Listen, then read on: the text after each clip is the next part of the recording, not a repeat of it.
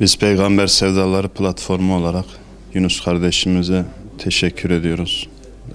Kendisini tebrik ediyoruz. Allahu Teala Peygamber Aleyhisselam'a duyduğu sevgiyi, muhabbeti inşallah daim kılsın ve ziyadeleştirsin.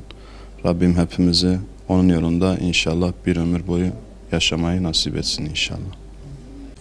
Önce bu şiiri yazarken ben bir olaydan yola çıkmıştım inşallah.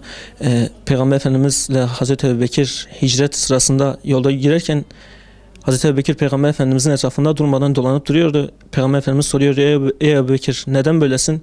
Hazreti Ebubekir diyor, ya Resulullah diyor, sana bir zarar gelmesinden korkuyorum ama nereden gelecek onu bilmiyorum. Onun için durmadan etrafında dolanıyorum. Peygamberimiz diyor, ey Ebubekir sana bir şey olursa, Hazreti Ebubekir diyor, ya Resulullah bana bir şey olsa sadece Ebu Kuhafe ağlar ama sana bir şey olsa ümmet ağlar, ümmet perişan olur diyor. Gerçekten bugün ümmet ağlıyor, perişan haldedir.